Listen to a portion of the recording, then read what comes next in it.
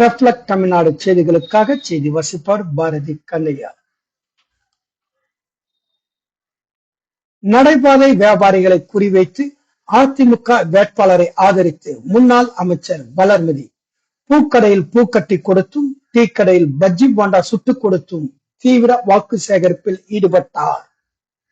காஞ்சிபுரம் நாடாளுமன்றம் தனித்தொகுதி அதிமுக வேட்பாளர் பெரும்பாக்கம் ராஜசேகர் அவர்களை ஆதரித்து அதிமுகவினர் தீவிர வாக்கு சேகரிப்பில் ஈடுபட்டு வருகின்றனர்.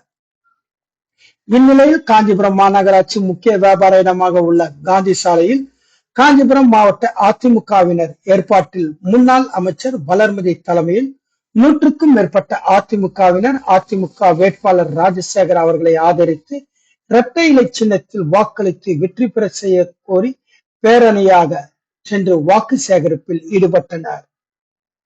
இந்நிலையில் டீ கடையில் கடைக்கு சென்று முன்னாள் அமைச்சர் பஜ்ஜி சுட்டுக் கொடுத்தும் சாலை ஓரமாக கடை வைத்திருக்கும் பூக்கடைக்கு அமைச்சர் வளர்மதி தன் கையால் பூக்கட்டி தலையில் வைத்து இரட்டை இலை சின்னத்தில் வாக்களித்து வெற்றி பெற செய்யுமாறு வாக்கு சேகரிப்பில் ஈடுபட்டனர். இந்நிலையில் வழியோரம் உள்ள சாலையோர கடைகளுக்கு குறிவைத்து அதிமுக முன்னர் வாக்கு சேகரிப்பில் ஈடுபட்டது அனைவருக்கும் கவனத்தை ஈர்த்தது என்பது குறிப்பிடத்தக்கது. காஞ்சிபுரம் மாவட்டத்திலிருந்து எமது செய்தியாளர் தினேஷ்.